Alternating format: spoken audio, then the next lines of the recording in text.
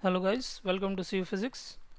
इस क्वेश्चन में हमसे कहा गया कि हमारे पास एक बॉल है जिसका मास है मेरे पास 1 kg, और 1 kg की बॉल को 20 मीटर पर सेकंड की स्पीड से मैंने थ्रो कर दिया है एक फ्रोजन लेक के सरफेस पर। मतलब एक ये लेक का सरफेस है जो जम गया है और इस पर बर्फ़ पड़ी हुई है और ये काफ़ी जमा हुआ है। अब इसके ऊपर ये बॉल मैंने थ्रो कर दी है 20 मीटर पर सेकंड की स्पीड से।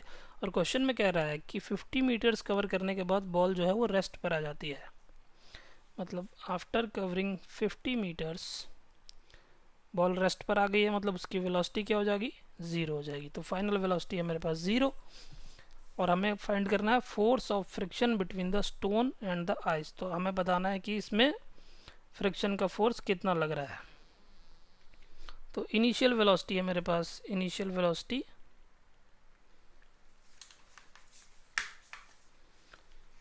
20 मीटर पर सेकेंड।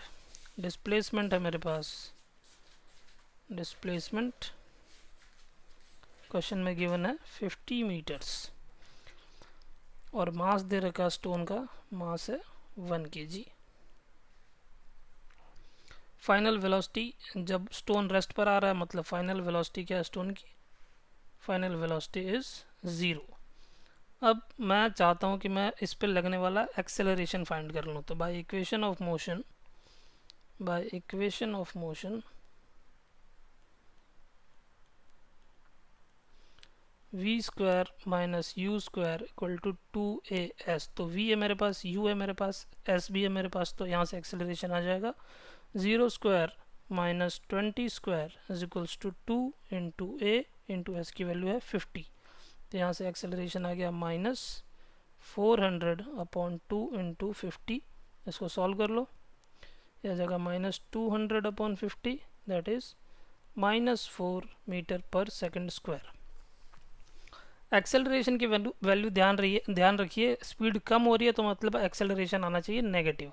मुझे निकालना है फोर्स ऑफ फ्रिक्शन, तो फोर्स क्या हो जाता है, फोर्स होता है मास इंटू एक्सेलरेशन। तो force of friction is m into ए।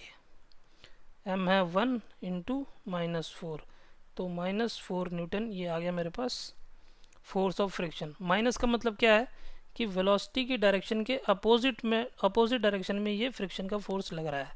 मतलब अगर वेलोसिटी आगे की तरफ है तो फ्रिक्शन किस तरफ लगेगा, पीछे की तरफ। तो through out the journey friction जो लग रहा है 4 न्यूटन का पीछे की डायरेक्शन में। तो अगर मैं कहूँ कि फ्रिक्शनल फोर्स कितना लग रहा है तो कहूँगा 4 न्यूटन लग रहा है।